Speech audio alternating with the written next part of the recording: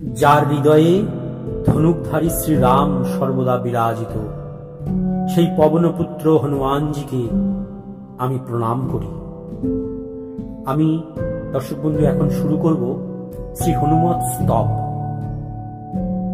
অতুলিত বলধামং হেম শৈলাহ দেহং দনুজ বন কৃষাণু জ্ঞানী না মগ্রগণ্যম সকল গুণ নিধানং বানরানামধীশং রঘুপতি প্রিয় ভক্তং বাত জাতং নমামি।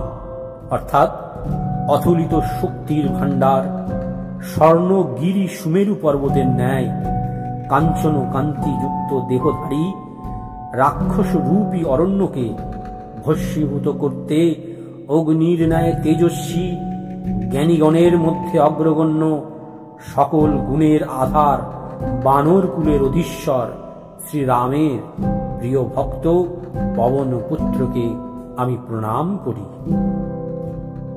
গোষ্পদীকৃত বারিশং মশকীকৃত রাক্ষসং রামায়ণ মহামালরত্নং বন্দেহ নীলাত্মজং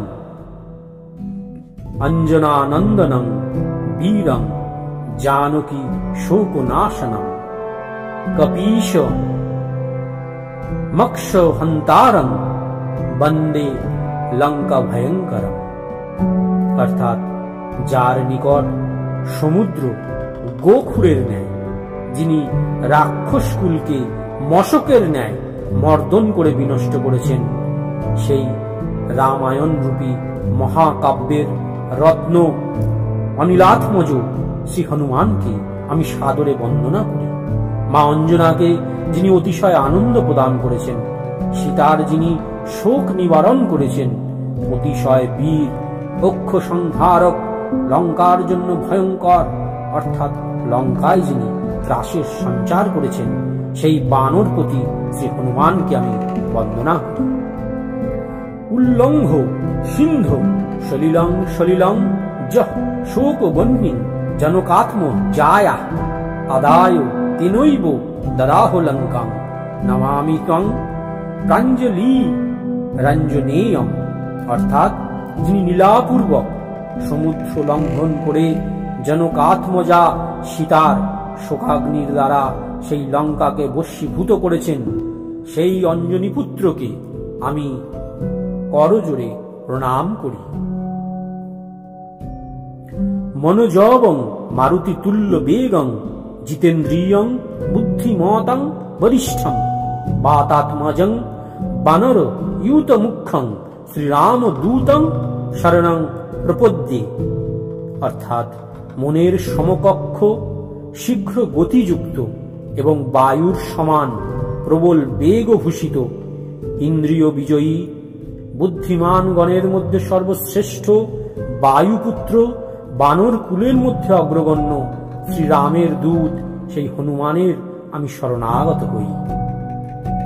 আঞ্জনেয় মতি পাটলাননং কাঞ্চনাদ্রি কমনীয় বিগ্রহম পারিজাত তরু মূলবাসিনম ভাবয়ামি পবনান নন্দনম।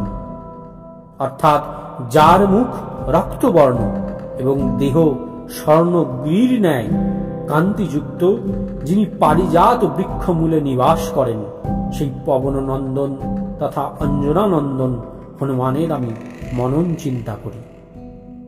যত্র তত্র রঘুনাথ কীর্তন তত্র তত্র প্রীত মস্তকাঞ্জলি বাষ্পবারি পরিপূর্ণ লোচনং মারুতিং নমত রাক্ষসান্তকম।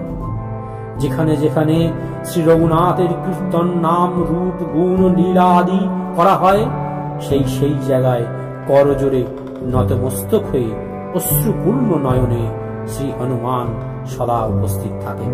রাক্ষস বংশের কালরূপ ঘাতক সেই মারুতিকে সকলেই নমস্কার।